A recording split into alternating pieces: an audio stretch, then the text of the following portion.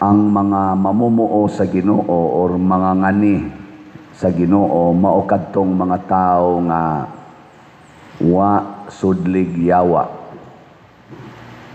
Bingay mong tupad ing na mga ngani ka ang tanan. Og unsa may timailhan nga gisudlan tag yawa basta nagpuyo ta sa sala. Og kinsa maning nagpuyo sa sala matud pa sa unang pagbasa nga gikalagutas Ginoo, nagsimba sa mga bulawan og plata, nagsimba sa ilang mga Dios-Dios.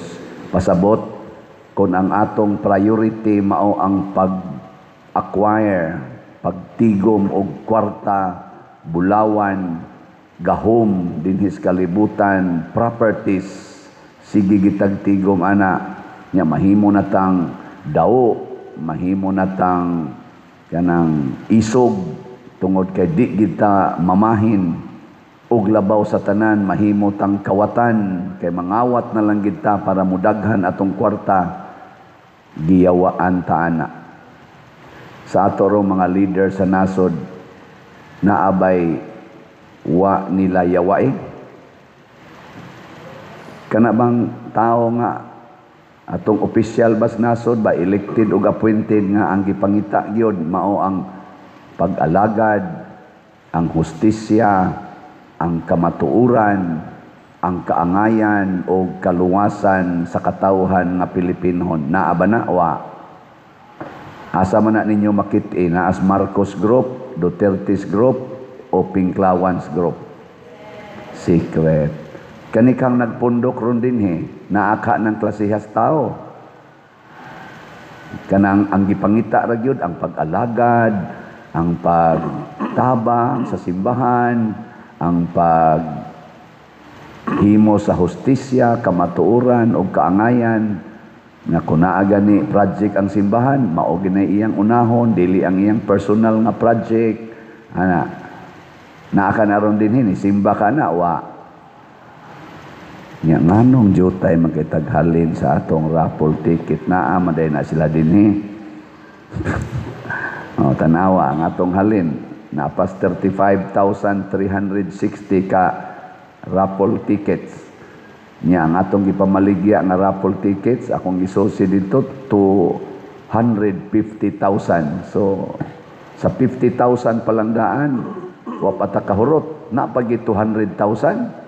Nya inyong paminaw mahurot pa kani hangtod karong July 25. 18 days more to go. Mahurot dili. Ngano gutaong dili mahurot nga kadaghan nato dinhing parokyano punan pas online pero nganong dili man gyud mahurot kay naay yawa sa atong kaugalingon. Kana bang unahon nako ang akong kaugalingon, ang akong simbahon, ang akong kaugalingon, ang akong kwarta. Di ko gustong mag-antos, di ko gusto nga, di ko mahayahay, di ko gusto nga ako'y gustong paliton niya, di na ako mapalit. Gusto ko, hawak ko ambit. Ano bang naani mo ang control, yun ba? Ug mao na rin nahitabo sa atong panggobyerno, apil na din simbahan na ay mga pipila nga ato mga leaders na gusto silang sila gyud magkupot sa authority. Kana bang di sila mahilabtan, di sila maunsa unya kinsa tong muhilabot nila ila dayong atakihon. Sa wapa mag-hearing o mag-trial og sugod ang Senado sa impeachment, gidakop dayon si Senador Marcolita. Gipadakop sa Sandigan Bayan, gipalutsan day warrant day before or 2 days before. Ito na priso na. Unsay kaso, plunder. Unsa man ang plunder? Dakong kawat, at least 50 million na kawat sa kwartas gobyerno. Nangawat des Marcolita. Ang gipasanginlan nga iyang gikawat kuno or indirectly iyang gikawat ang donasyon sa iyang mga amigo. Unya gilutsan sa warrant ang nagdonate. Nagdonate sila para pagkumpanya ni Senador Marcolita, like ni Mike Defensor, former congressman, ni-donate siya para makapangumpanya pagka-senador si Senador Marcolita. Dakop sa apel o katong laing duha na nasa iwaran, silang upat nga nagtinabangay para makadagan sa posisyon si Marcolita, gikas pagka-congressman, ngadtos pagka-senador, gipalot sa warrant of arrest tungod sa ilang pagtinabangay. Sakto ka na? Apan si Bongbong Marcos atong presidente na say na-determine nga naay nihatag niya tulo ka tawo ang identify na nihatag 200 million kape, na 30 million, na 70 million ba to? Pulos gyud ning mga tawhana gibutang og posisyon sa gobyerno paglingkod na si presidente ni Bongbong Marcos. Why plunder?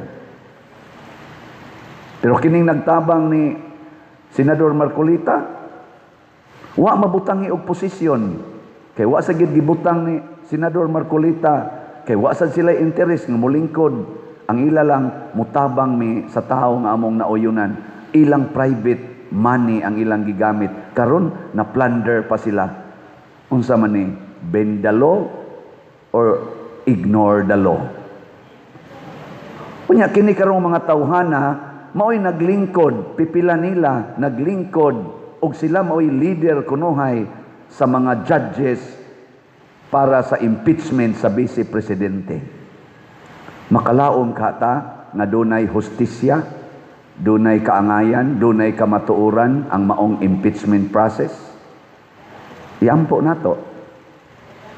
Lisod kaayo ang usa ka masakiton mutambal sa laing masakiton. Ayuha usa ang imong sakit. Mao bitan na diha sa ospital na gani masakiton, unsa may mahitabo kon mobantay sa ang laing masakiton. Daghan kay procedure, magmask ka, unsa to, mag-PPE pa ka, daghan kay treatment. Una pa ka makasud dito. Kay basin ang imong sakit mo takod na sana dito, nung samot ang sakit. Unya kanarong gahiring against aning impeachable officer nato nga Vice Presidente, naa may pipila diha nga gipang-accuse pud atong 18 Marines. Nahimo mag itong 22 Marines nga ilang gideliveran og malitang kwarta pasabot ni apil sad sa kaso aning atong corruption. Naa man na naglingkod diha. Sao man ana ron, judges man sila. Wa man na isettle ang ilang problema. Ang kang BP Sara, bunga man gyapon nas istorya-istorya atong privilege speech ba to atong usa ka congressman nga iyang gi-accuse si BP Sara atong paggamit sa ng iyang confidential fund. Niya karon gihimo gid nilang dako nga mahimong bisihanan sa impeachment. Unya ang gisulti sa 18 Marines, ang gisulti ni Saldico, ang gisulti ni Gutesa, ang gisulti nilang Diskaya, ang gisulti ni Amy Marcos, ang gisulti ni BP Sara nga nagpunting og mga congressman, nagpunting og mga senador, wa man lagi sila yung mga kaso. Nya sila ro'y naglingkod isip maoy mo trial aron mapamatud-an kuno kung guilty or not guilty ang Vice Presidente. Sila nga mga wa gani kasetol kung guilty ba sila o dili guilty, maoy mo prove kung guilty ba or dili guilty ang usa ka Vice Presidente nga gibutaran og 32 million ka mga Filipinos ug hangtod karon number 1 sa trust rating sa tanang mga opisyal sa atong nasod, maoy ipa-impeach. Ang negative hinuon og rating sa trust rating mao na nooy magsigi og control. Doon na pa kay hustisya nga moabot sa atong nasod. Mao nang niingon ang Ginoo diri, sunuga, dugmuka ang inyong mga Dios-Dios kanang inyong baka nga bulawan kay di na tinuod, hindi mo ra na sa tao.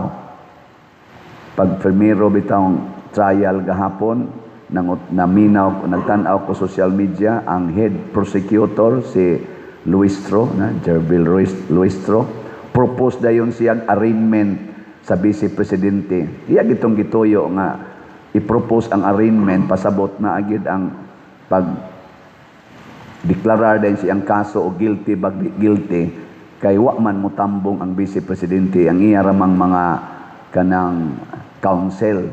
Kay naaman sad na dito sa privilege sa accused sa impeachment nga either siya personal mutambong or ang iyang counsel on behalf of her. O, klaro kay nas balaod. Pero gikuan gyud, gi-accuse gyud Jerby Luistro, motubag ang head sa defense panel, sila sino to? Sheila Sison ba to? Pagkamaayong mutabi, ay sus, nangamuti ay. Giunay rapod siya ang mga sa tingan atong mga balaod nga iyang gipang itong mga seksyon ditong iyang gipang kana ganing site ni Jerby Luistro, maura say gigamit o gidunggab sa iyang kasing-kasing ug na-deny ang iyang motion. Nako, pagkataphaw. Kakita na magid siya nga ang notice sa Senate ngadto sa Vice Presidente, mutambong siya sa trial either personal or by means sa iyang counsel. Nganong gimension pa gyud ni Jerby Luistro nga patambungon gyud ang Vice Presidente nga naa naman to didto, gibutang naman daan nga either sa iyang counsel, naa amang iyang counsel sa ato pa present ang accused. Nya pulo sila lawyers. Ngano man gituyo gyud to aron lang gyud pag-atake sa usa ka tawo, dili ang pagtan-aw unsay balaod, unsay legal ug unsay kamatuoran, unsay hustisya, kamatuoran ug kaangayan. Mga igsuon, kita sang tanan na igo ani na ay panahon mo ditso lang din taglibak, labi nagkita mog pari nga nag-advise madre inyo din ang libakon. Wa giyoy kana bang pagsusi sa kamatuoran. Wa de mo kay bawo nga iya daytong igsuon ang madre nga iyang gikuyogan. Dito na assign sa laing nasod nga nagkita sila suod kay nag-inagbayay in town. Nya kay gwapo man ang pari, gwapa pod ang madre. Ana, nya ikaw nakakita, lalibak dayon, libak. Madre gwapa giagbayan. Gwapo man sang pari. Iyang tong igsuon. Susiha usa. Mo na gitawag og kamatuoran. Susiha usa. Naay imong silingan nga gitupad-tuparan sa imong bana, nya nag-short perting mo bua, ingnon din nimo imong bana nga nangabit. Imong asawa active kay sa simbahan, nya arang-arang para bagnaw, nya maka-overnight diri kuyog pare kay nag-overtime sa pastoral work. Imo ding dudahan ang pari nga naay relasyon sa imong asawa. Susiha usa, mailhan man animo ikamabdos kay liwat man as pari ig panganak, no? Pero di sa kamatuoran nga ang pari mo'y tag-iya. Sa sige nimong tan-aw sa tao, maliwat mo kanang pangalaan nimo, mangala ka. Ana, maliwat man na. Pasabot ang kamatuoran, dili na basta-basta nga imo rang ma-conclude mentally. Suportahan ginag ebidensya, suportahan gina siya og kana ganing mga concrete corroborating evidences. Nya naa pa ginay gitawag og cross examinations. Muna tan-aw nato ni ang ila karong impeachment kay nakita na ra ba nato daan sa ilang movement nga ipapriso gyud ang tanang senador ngano man aron dili maka-appeal didto sa hearing. Na hinuoy mga gipang-akyo sa mga witnesses, 18 Marines o uban pang mga witnesses, corroborating evidences, wa hinuon prisuha. Si Senador Marcolita, mauna no igipriso nga may baunta kay na siyang mo cross-examine, di na hinuon ka-appeal. Salamat lang sa ko ni, prisuhonon na ba sa kuno na siya, si Alan Peter Cayetano, kay ni-propose siya nga, right man sad siguro na sa ato mga senador bisag na priso sila, senador magyapon sila si Marcolita o si Jinggoy Estrada during trial atong patambungon aron siguro gyud ta nga kaning dunay sa gitawag ana ba dunay bay integrity ang Senado nga wa nila gi lusaw ang ilang kapasidad. Kay may magitong maka-appeal tong duha kay senador magyapon to bisag na sila'y kaso di pa masad sila konbiktado maka-appeal sila kay parehara sa kuda ng uban diyang gipang-akyos o ningon man ang ila sa derong head sa Senado sa nangan judges, ang head judges nila si Chis Escudero. Ambot lang. Mao sa nay head judge sa atong pagka first impeachment last year. Ila tong giilisan kay naglagot sila atong forthwith, sikat kay atong forthwith. Nya karon gibalik ra sa day nila ang nakanindot o nakakatawanan kay si Senate President Gatchalian galingkod gyapon dito na kung sa may BICAM meeting. Galingkod siya dito nga way tingog-tingog si Senador Chis Escudero ra mo'y gasigi presiding judge mo ray gasigi og sulti. Anong galingkod-lingkod pa man siya dito? Di rin lang ta siya sa ubos. Sako lang ng ubos nga pagkuan ba. Mura ba tagkatawanan? Gadubli ang naglingkod isip ang kanang saningan na head judges na sila. Unya, tuway usa nga maita tong mo evaluate og mga balaod, gipriso. Aw duha di ay, gipriso. Nya, gadubli-dubli na sila dito. Murag dili sad kaayo kaduda, di sad kaayo katuhuan kining ilang gibuhat. Apan kon ilang palingkuron dito ang duha nga gipriso karon, makakita ta nga tininuod gid ning ila sa ako lang ng ubos nga pag-analisar. Mga igsuon, sama din sa atong parokya, ang atong panginahanglan mag-agad ni sa inyong gugma sa pag-alagad ug sa kamatuoran. Kinsay mo ingon dinhi, Pader, tinuod gyud kong parokyano sa Santiago Compostela Paris, taas ang kamot. Kana bang parokyano gyud mo dinhi, online o territorial? Taas kamot ba? Nganong ni ama mong uban bisita? Sige, nya di mo online parishioner. Online. Nganong niabot mo dinhi. Karon kitang tanang parokyano dunatay katungod o katungdanan nga mutabang sa parokya. Di ba? Ug unsaon pagtabang? Ang ato rong paagis pagtabang mao ang pagpamalit og raffle tickets. Hala, pamalit na mo.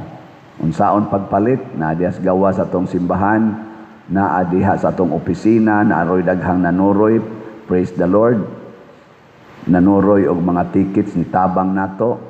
Nagito ningon ako gahapon pa din, nikuha na sa kuglaing stab, ako ibaligya kay nahurot na tong una nako pwede na ka mamatay ka July 25. Na maligya dito. Niya nindot kayo. Di lang ta mamaligya para sa parokya. Ug unsa may bunga niini kung magtinabangay ta.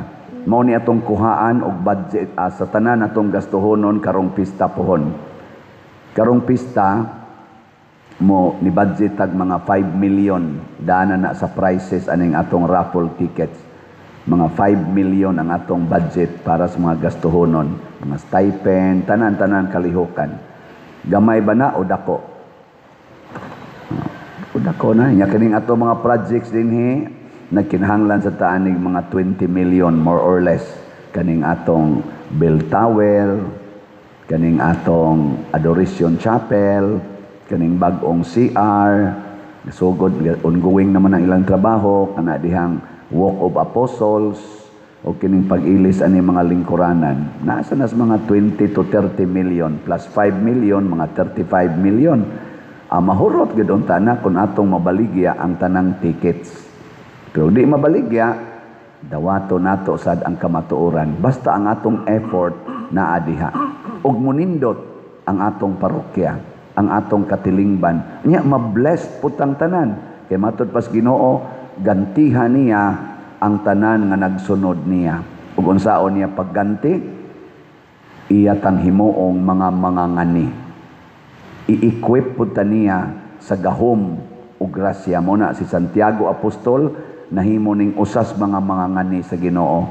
Si San Pedro Calungsod, San Lorenzo Ruiz nahimo sad silang mga gamhanan ug ang mga santos kita sad mahimo sad tang mga gamhanan. mangangani sa Ginoo. Wa na tingali labing dakong reward nga atong madawat dinhis kalibutan kanang mahimotang employee ni Kristo. Last na lang lingi sa imong tupad ing na okay ra nimo maempleyado kang Kristo. Nindo talabi nagyog mahimo kang right hand ni Kristo. Depende ra ginas gidaghanon sa raffle ticket nga imong paliton.